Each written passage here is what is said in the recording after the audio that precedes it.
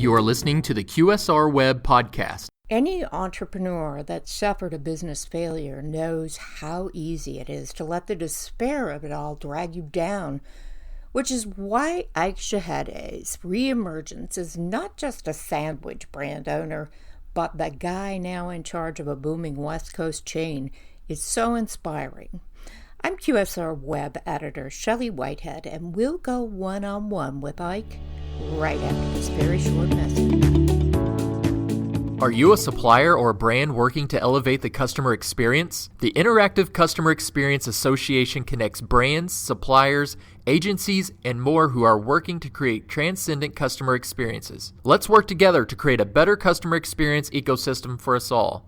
Join the ICX Association today at icxa.org.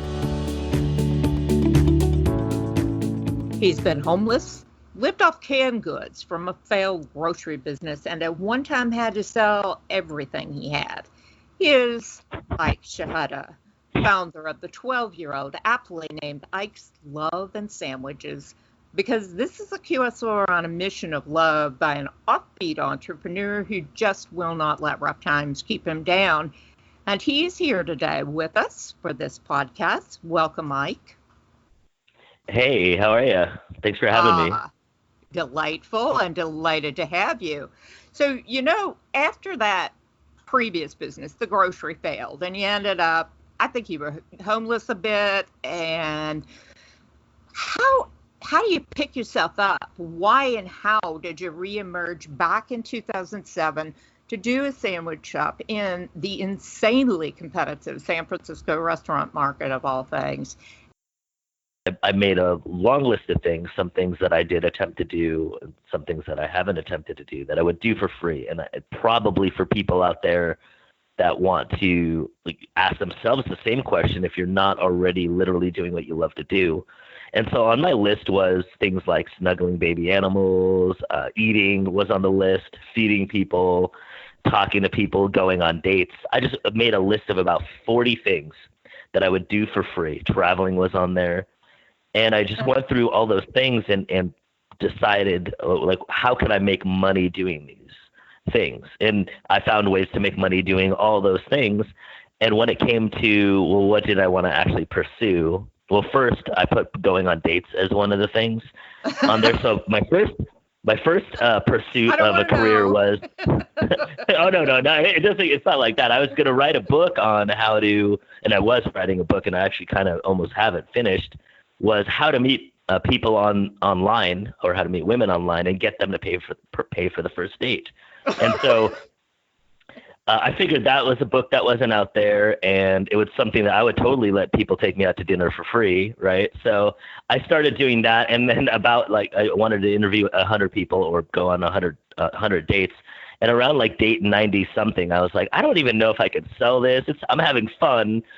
Which is why I was continuing to do it, but could I actually turn it into a career? And then from there, I just pivoted to, what was the number 2 thing on my list was feeding people and eating. And I recalled when I was sitting in the back of the grocery store eating the cans that, it actually saved me that the business that I had that had gone out of business had food, because then I kind of didn't really have to worry about feeding myself.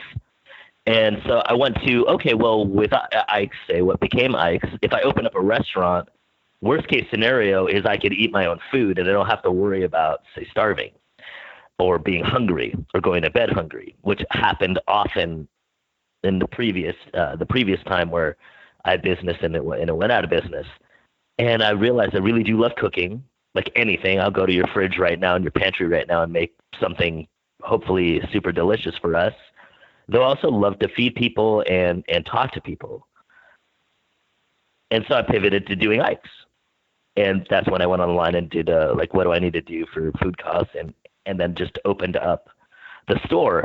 But I was able to show up after the terrible first day and in the beginning when there wasn't any business, solely because I loved what I was doing. And I already knew that I would do it for free. Now all I have to do is just be there and do it long enough until I either went out of business or until I made it into a business.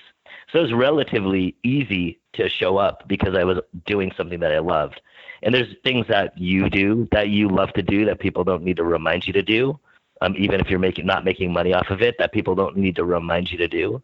This happened to be one of the things, showing up to work to feed people and to eat and to make them happy and to use my creativeness in the kitchen to make these crazy sandwiches is what I was doing already at home and for friends for free. So of course I could go open up a storefront doing it, and with the hopes of turning it into a career. Well, now I can see why you speak to college students, because a lot of them don't have that. They've been taught that you think the money first. But I want to go back to Ike's itself.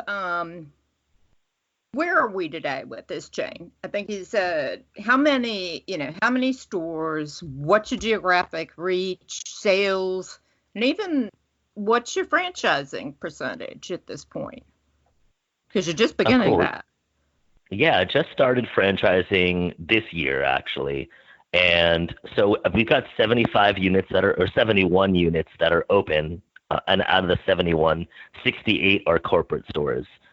3 are under license agreements or franchise or whatever you want to call that. I personally have 6 more leases signed currently, with the intent of doing more. And currently the stores are in Nevada, we're in Reno and in Vegas. We're in Honolulu, Hawaii. We're in that one because I ended up during my homeless phase in Honolulu for a little bit, for a good portion of it. We're in the Bay Area, California. We're in Southern California, LA, Orange County. We're in San Diego. And in fact, in California, we go from Chico, California, which is about 2.5 to 3 hours north and east of San Francisco, and all the way down to San Diego, which I'm sure most people are familiar with San Diego. We're in the Arizona, like Phoenix metro area, so Phoenix, Tempe, Scottsdale, Mesa there, and we're in Texas. We're in Austin, and we're in Houston. The franchising that are signed that are not open yet, we have Utah, the entire state signed, and we have Miami, South Beach area of Florida signed. Wow. So things are fueling up fast. And, I have to ask you, sandwiches, sub-sandwiches of that is notoriously rough restaurant category.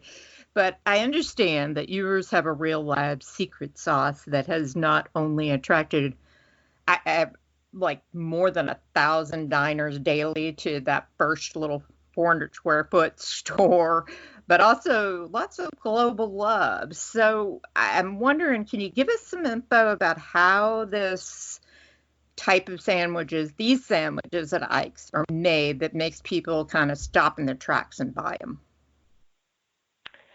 I think so the main, I guess, secret sauce, pun intended, of Ike's is that I actually cared more, when people were coming in, cared more about the sandwich that they were going to get than probably they did. Where you would come in and you say, I like pastrami and bacon or whatever you would say that you would like. And I would go into my mind back from my times looking into the fridges to create something and go, I'm going to create this crazy sandwich, but for you, because this is what you said you liked. Say if you didn't choose one of the ones on the menu. And we had colorful names for the items on the menu, as well as their interesting ingredient combinations that more than likely you don't see at other restaurants, to the point where I've actually seen other sandwich places knock off some of my sandwiches, which we have created. And it does come with, so the bread's a huge part of the ingredients. So the bread is one of our specialties. It took a long time working with a local baker in California, in the Bay Area, to get the bread the way that I wanted to. It took a long time doing the same in Phoenix area with the bread there, and Central California. All these places, it's just a long time of just focusing on the important parts, which are the bread. It's the key cog of the sandwich, but also for me, sauces. I'm a West Coast sandwich guy, which means I'm not down with how they make sandwiches on the East Coast. Mainly they make them meat centric and not sauce centric. I'm the opposite. I think a quarter pound of meat is enough meat for a sandwich if there's sauce in there, instead of this 1 pound and 2 pound stuff that you find say outside of the West Coast. And so I focused it on flavor. My number one thing when it just comes to the food, other than making it like I was going to make it for myself, is to make it taste as good as possible. I reverse engineered food cost. I'd go, okay, I'm going to make this taste the best way it could possibly taste, find out how much that costs me, and then go and decide how much to sell it for. Not, I need to sell sandwiches for $9, so let me go reverse engineer and make it so that fits that price point, or $7. When back then we opened it was $7 sandwiches. And so the sauce, I've been working on that sauce since probably like 5 years before Ike's. Like, I've been making that sauce at home. I made that sauce at my market that I had that went out of business. I made it there just for my own condiment. It was like just made my own condiment kind of thing for my own food, for my own sandwiches. And so it's been in development for almost 20 years, the secret sauce, even though Ike's has only been in business for 12. It's a combination of all that made Ike's, like, even in San Francisco, in a place that had a couple thousand sandwich shops on the day that I opened, according to the numbers that Yelp used to give me back in the day, that just allowed it so that Ike would get 1,000 people showing up every single day in a 400 square foot little hole in the wall, essentially. You mentioned Yelp. You were kind of born right along with Yelp, and you got that kind of love feeding into your popularity. How does, I don't want to sound kind of hokey, but how does love manifest itself in your business strategy and your products? So love came in. Thanks for asking that question. When about 3 years into the business, and I kind of had a time to breathe and step back and look at the business, we would have 1,200 people, say, on a Saturday and Sunday coming in. And this business is slammed, and now I was at 3 locations. We are in Oracle, which is in Redwood City, California, a little bit south of San Francisco, and then Stanford University. That was the second location, and that's about an hour south of San Francisco. I'm sure you've heard of Stanford, but if you don't know where it is, it's about an hour south of San Francisco. And people would ask me the kind of questions you asked me, Ike, so why are you successful? Why out of everywhere? And it was in a down economy. This was 2007, 2008, 2009, 2010. Ike, everybody's closing. Everybody's like, it's just going terribly wrong for people in the economic climate. But here you are, you're not only expanding, but people will literally wait in line for 3 hours for your food. What's the secret? And so I started actually, like, really, I mean, it couldn't be the food. Yeah, I mean, the food's really great, but it couldn't have been that. And because I was on Stanford campus and I'd get asked questions often from the students there and other students just about entrepreneurship and success. And I pinpointed to the fact, and I alluded to before, is that I actually cared more about people's food than they did. Our staff, same thing. When we make a mistake, there's some mistakes that I know some of my staff still talk about. Oh, remember that one time we made this, mistake, and it was. We care more about the food that we're putting out than the people that are receiving and paying the money for the food. And that's just a general, like, cultural principle. You come in and we genuinely want you to be happy. Even if we didn't make you happy, we still genuinely want you to be happy. And I realized that it was that we just cared more. And so instead of making it kind of unconscious part of the culture, I decided, now we're about 4 years in, to make it consciously part of the title. So everybody knows. It's on the building, because we weren't called Ike's Love and Sandwiches when I opened. We were just Ike's Love and Sandwiches because we loved people and we have sandwiches. But then we put it on the walls. We put love and sandwiches because that's the difference between Ike's and every other place. And I'm not saying that you can't find places where they care about your food. And I'm not saying that other people don't care about their food. What I'm saying is nobody cares more about your experience than us. Even if somebody is at an elite level in their caring of other human beings, we care more. Well, when you put it right smack in the middle of your name, you kind of have a bar to to reach, so to speak. It sounds like. So another brave thing on your part. You know, I read that one of the new stores in Vegas has kind of a high rollers menu, and that you introduced a $1,000 sandwich. And I'm just wondering, what in the world do you put on a sandwich worth $1,000 and has been selling? Who buys it? Well, so we've got two price points. We have a $100 sandwich and we have a $10,000 sandwich. Oh, so it's right. So I yeah, missed. it's on. Yeah, we don't have a $1,000 sandwich because I figured that I couldn't get the value of $1,000 and where I would actually want to do it too. So the $100, the $10,000 sandwich is basically it's more than one sandwich. It's more of a $10,000 experience that involves a lot of sandwiches and me and some other things, and we donate a portion of that to charity as well. And then the $100 sandwich, which is actually you could just go same day and order it. The $10,000 sandwich, we're gonna need some time to provide that because it does include me, and if I'm not there, then you can't just walk in and purchase it. The $100 sandwich, though, we sell about one a day on the weekdays, and on the weekends, as many as 6. But the high roller menu is 3 sandwiches. We've got a $100 sandwich named after Howard Hughes, who was a mentor of one of my mentors, and also helped considerably in the Vegas area to develop that area and just be a part of that. That craziness or whatever, the liveliness, the bustle, the parts of Vegas that people love.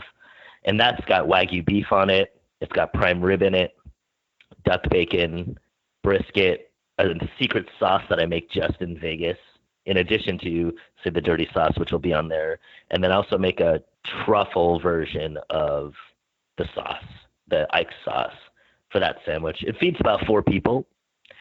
We bill it as feeding one person, though, or for us feeding 2 people. Though I did split that sandwich with 5 other people, so 6 people ate it the other day, and I was definitely satisfied. So it's a monstrosity of a sandwich, over 2 pounds of meat, all premium meats, and then we got a smaller one if your appetite isn't that large. We make an Italian style combo sandwich, like our most famous sandwich is an Italian sandwich called the Matt Cain.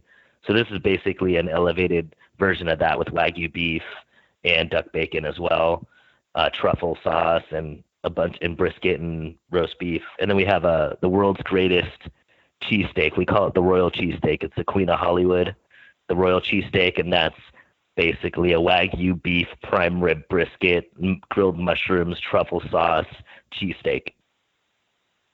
Holy cow.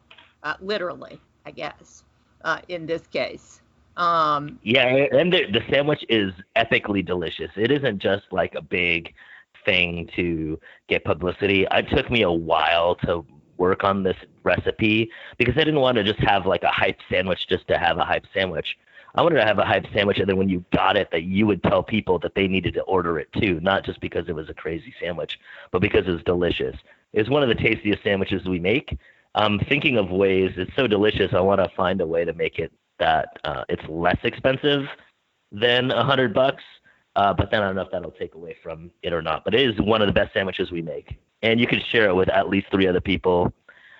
For Vegas, if you're spending $25 on a meal, that's like almost nothing. You throw away $25 on picking black or something when you go into Vegas on a roulette table. So you can spend it on a sandwich. Interesting. We have to kind of wrap things up here, but I did, before you leave, I absolutely wanted to get this, because I guess there are a lot of restaurateurs out there who've heard your startup story and your story through today and strongly relate. Perhaps some of them in the kind of shape you were back in November 2007 on that fateful day, Halloween. What would you tell them about the business and knowing whether or not to stick it out? My main piece of just advice or tip is one that I don't think anybody actually needs any tips. They already know where in their life that they're compromising, where they're not doing what they love to do, and where they're doing other things because they want to take the safe route out. And so if you're taking the safety route out, and that's a lot of human beings, probably 97%, if not more, then there's nothing wrong with that. It's just be congruent with yourself and not pretend that you are actually attempting to move for your dream or not. And if you do want to move towards your dream, you're never going to actually be ready. Like, I was never ready. I'm still not ready. Even no matter how big I put my business plan together to open up Ike's, the first Ike's ended up closing due to permittal issues, and there was a moratorium on restaurants. And I'm talking about, we live in America. This is in San Francisco, one of the alleged most accepting cities, but there was literally a moratorium on restaurants. Like, it was illegal for me to open up a restaurant at the time that I did, and that wouldn't have ever showed up in any business plan. So just make your move before you're ready. Start today. If there's something you want to do, start today, because anything that's going to go wrong, as you know with life, is going to be unexpected. It's not going to be something that you plan for. So just go out and do what you wanted to do. Start your dream now. And as the unexpected stuff comes up, just create and adjust from there, and adjust and then create from there. But then, like, the final thing is figure out what you actually love to do. And likely you already know what it is. You just might not think it's a way to make money. I mean, I made that list, and I put going on dates. I put snuggling baby animals, and I was able to figure out a way to make money from snuggling baby animals it was the beginning of the internet age. And I thought, oh, hey, there's going to be a baby anteater born in Chicago Zoo.